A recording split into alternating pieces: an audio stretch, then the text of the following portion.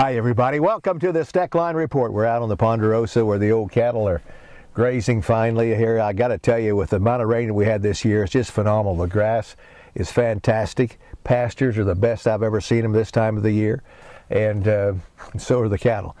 In fact, they might be a little better than they should be. Stand by, I want to talk about the price of them in a minute.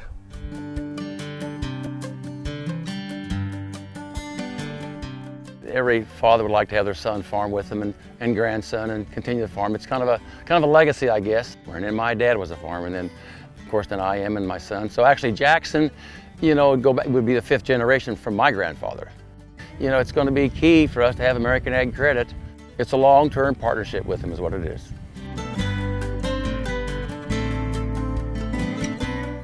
Oh my friends, as we look at the cattle market, we've got all kinds of things to be sick about, don't we?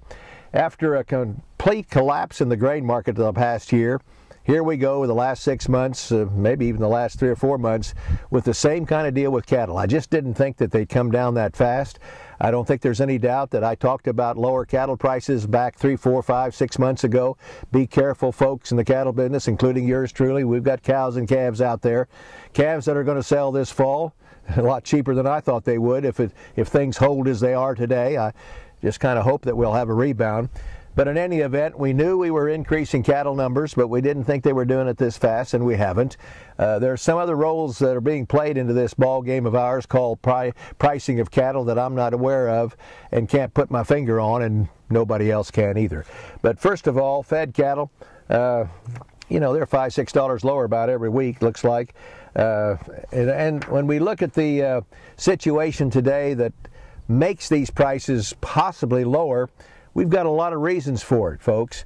A year ago, prices were definitely, fed cattle prices declining $24 a hundred, $24 from a year ago on a live basis, $36 on a dress basis, and that's just been in the past 6 weeks or so.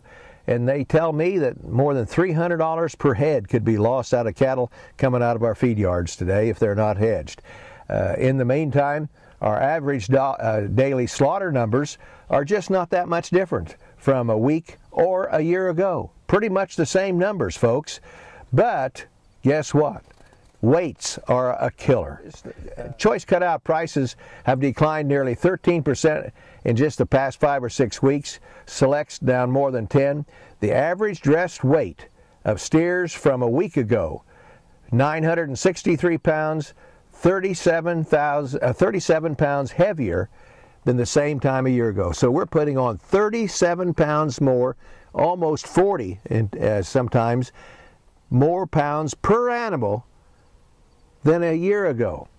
Well, folks, you take 40 pounds times the number of cattle that we slaughter, it's mind-boggling how many extra pounds we're getting into the retail side of our business. And that's pushing our prices down. There isn't any doubt about that. The average dressed weight running about 965 pounds right now. I've heard some stories that some people are selling some cattle weighing as heavy as 1,800 pounds on the live weight basis. I don't think that's a normal, but I got to tell you, it goes to show you how crazy and silly that we can be as cattlemen and as grain growers in this country. We plant too much to kill ourselves, and we raise too much beef to kill ourselves as well. In the meantime, enough of that. I think maybe we'll work out of that. I sure hope the feeder cattle price comes back a little in the next month or two, but don't look for a great big increase. And Senate Democrats are not signing on to the food labeling bill.